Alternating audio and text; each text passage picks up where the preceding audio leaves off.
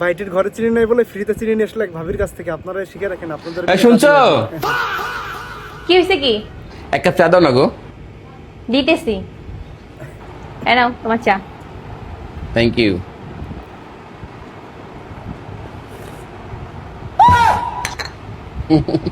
তুমি কি চাই চিনি দিতে ভুলে গেছো? না, ভুলি নাই, ইচ্ছা করেই দেই নাই।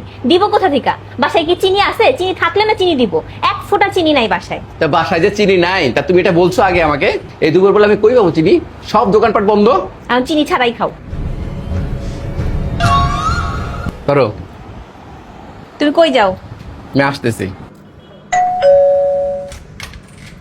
আসসালামু আলাইকুম। ওয়ালাইকুম আসসালাম। আপনারা তো নতুন আসছেন? জি।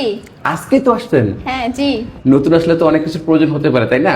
কোনো দ্বিধা করবেন না, আমি আপনার পাঁচতলায় থাকি, সরাসরি আমাকে বলবেন, কোনো লজ্জা পাবেন না। প্রতিবেশী তো প্রতিবেশীর কাজে লাগে, তাই না? জি ঠিক আছে। আচ্ছা ঠিক আছে।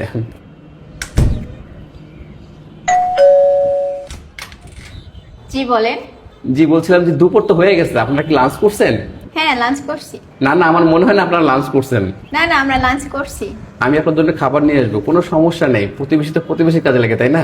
আরে না না না আমরা লাঞ্চ করছি, সত্যি বলতেছি। আচ্ছা ঠিক আছে। আচ্ছা ঠিক আছে।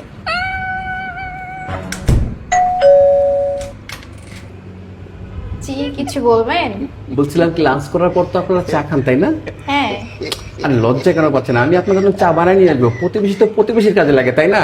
না না আমরা চা খেয়েছি। তাহলে আমাকে এক বাটি চিনি দেন। চিনি? হ্যাঁ, চিনি।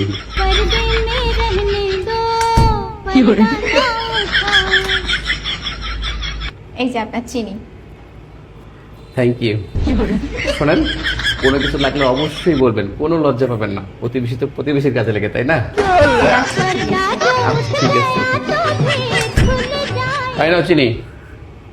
তুমি চিনি কই পাইলা?